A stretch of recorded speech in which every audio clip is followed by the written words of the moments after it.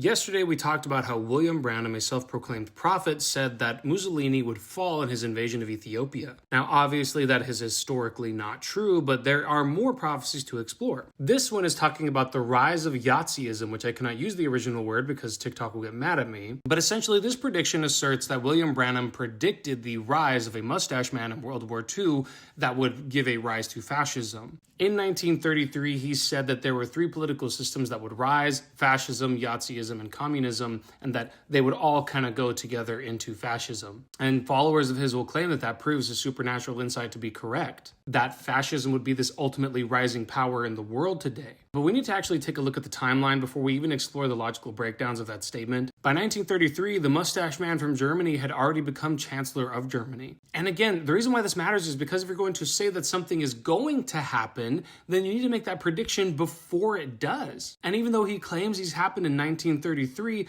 by 1933, the mustache man from Germany again had already been in power. And if you know your history, you know that everybody knew what this man was about. But on top of that, again, Branham's prophecies didn't come out until 20 years after this event. The Yahtzee party had already taken over. It wasn't mysterious, there was no future development, and fascism was already pretty actively talked about in the world. It was dominating the European headlines and it was making waves in America. The rise of fascism in Italy had already been established for decades. Communism had controlled the Soviet Union since the Bolshevik Revolution in 1917. So these political ideologies were already active global powers, not unknown future movements that were being predicted by a prophet. So them having continual influence is not really...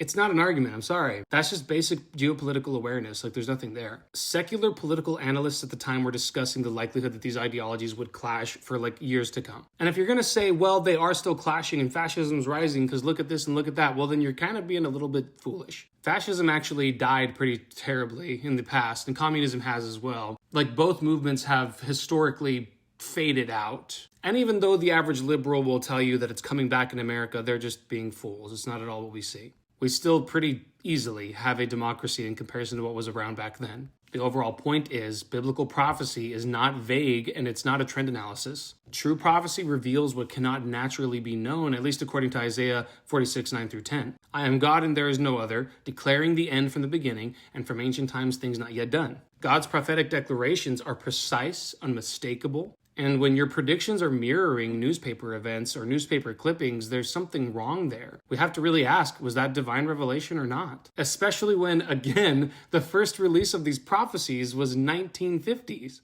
Something to consider, but we'll go through more.